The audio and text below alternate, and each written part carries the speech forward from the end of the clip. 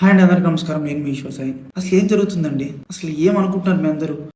ఏం లేదురా ఈశ్వర్, ఆ పిల్లని ఎలా ట్రాప్ చేసినావో అదొక్కటి తెలుసుకోవాలని అనుకుంటున్నాం రా.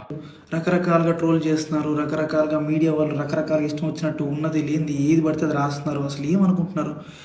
నేను ఆల్రెడీ క్లియర్గా చెప్పాను కదండి. మేము తప్పు చేశాము. ఆ తప్పు ఏంటి? మేము ఎమోషనల్గా కనెక్ట్ అయ్యాము అని చెప్పాను.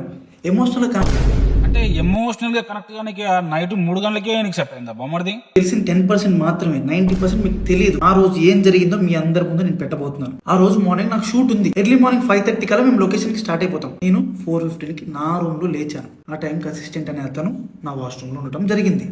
ఈడే ఆడు, ఈయన ముఖం చూస్తే ఈడు ఎక్కడైనా ఫ్రెష్ అప్ అయినట్టుందా? ఒకసారి మీరే చూడండి. నేనేం చేశాను?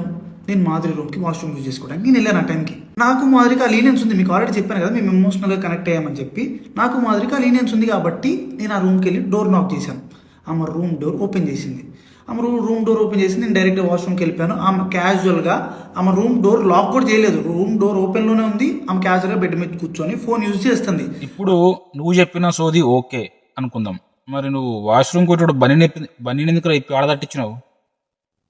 వాష్రూమ్ పోయేటోడు బనీ నిప్పి అక్కడ ఎందుకు పెట్టిండు? మళ్ళా అమ్మాయి పక్కన 2 దిండులు ఉన్నాయి. ఒక్క అమ్మాయి పండుగ 2 దిండులు ఎందుకు ఇచ్చిండు? ఒకటి కాల కింద తీసుకోవచ్చుగా. నీవు ఏదో చేద్దాం అనుకుంటున్నావు మిత్రమా.